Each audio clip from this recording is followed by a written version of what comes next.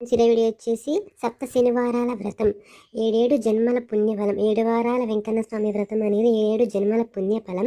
అలాంటి వ్రతాన్ని ఎలా చేసుకోవాలో చూద్దాం. 3వ వారము 2 వీడియోలు పెట్టాను చూడండి. ముందుగా వరిపిండి బెల్లం వాడేసుకుని ఇలా పెట్టుకోండి మిక్సీలో. ఇది మనం ప్రమిదలు చేసుకుందాం. తర్వాత ప్రసాదం కోసం బెల్లము నువ్వులు వేసేసుకుందాం. దీని క్వాంటిటీ ఏముండదు, ప్రసాదంగా చేసుకోండి. కొంచెంగా చేసుకోండి, ఎందుకంటే పడేయకూడదు కాబట్టి కొంచెమే చేసుకుని ప్రసాదం కింద చేసేసుకోండి.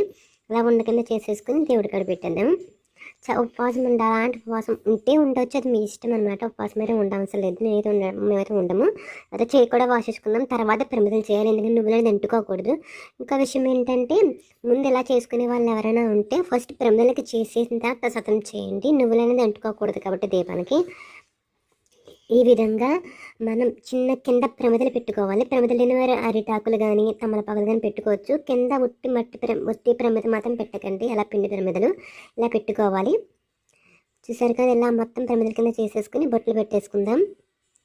రోజు కొత్త ప్రమిదలే వాడాలంటే కొత్త ప్రమిదలేమీ వాడవలసిన లేదండి. మీ దగ్గర ఉన్న ప్రమిదలు ఏదైనా వాడుకోవచ్చు. నేనైతే అలాగే వాడతాము. గంధం పసుపు కుంకుమతో బట్టలు పెట్టుకోండి. ఇలా బట్టలు పెట్టేసుకుని వినాయకుని కూడా చేసేసుకుందాం. అలాగే శుభ్రంగా మొత్తం ప్రమిదలన్నిటికి రాసేసుకుని పసుపు కుంకాలతో బట్టలు పెట్టేసుకోవాలి. దేవుని ఫోటోలకు కూడా ఫోటోలు పెట్టేసుకుందాం. ఈ విధంగా దేవుని ఫోటోలు కూడా ఫోటోలు పెట్టేసుకుని బట్టలు పెట్టేసుకుందాం. చూపిస్తున్న విధంగా ఒక్కసారి ఇలా 7 వారాల వ్రతం చేసి చూడండి, చాలా మంచి ఫలితం ఉంటుంది. అలాగే మన పీటకు కూడా పసుపు కుంకాలు రాసేసుకుని ముగ్గులు పెట్టేసుకుందాం. మీకు నచ్చిన విధంగా ఎలాగైనా చేసుకోవచ్చు, ఇలాగనని కాదు ఇవి పెట్టాలా అనేది ఏమీ ఉండదండి. ఈ విధంగా చేసుకోండి. ఏం పెట్టినా పెట్టకపోయినా పర్వాలేదండి, మంచి మనసుతో చేసుకుంటే సరిపోతుంది. ఇలా వినాయకుని కూడా చేసేసుకొని పసుపు కుంకాలతో కూడా బట్టలు పెట్టేసుకుందాం. ఇలా నీటిలో మాత్రం మనం తులసాకులు పెట్టుకోవాలి. అలాగే దేవునికి ఎంత ఇష్టమైన తులసాకులు కూడా ఫోటోలు కూడా పెట్టుకోవాలి. ప్రసాదం పెట్టేసి చూసారు కదా.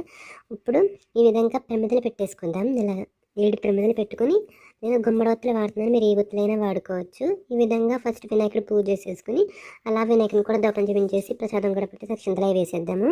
నేను అక్షంతలు చేశానంటే చందనంతో చేశాను. మీ దగ్గర చందనంతో లేదా గంధంతో లేదా పసుపుతోనే చేసుకోవచ్చు, మీ ఇష్టం అనమాట.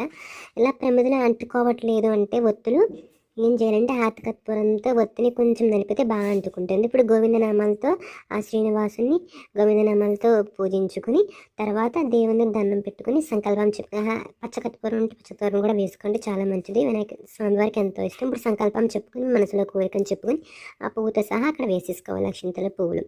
అలాగే లాస్ట్లో హారతి ఇచ్చేసి నీరాజనం చెప్పేయడమే, అంతే. పూజా విధానం చాలా సింపుల్. ట్రై చేసి మీకు నచ్చిన తప్పకుండా ఒకసారి చేసి చూడండి. సబ్స్క్రైబ్ చేసి పక్కన బెల్ ఐకాన్ నొక్కండి.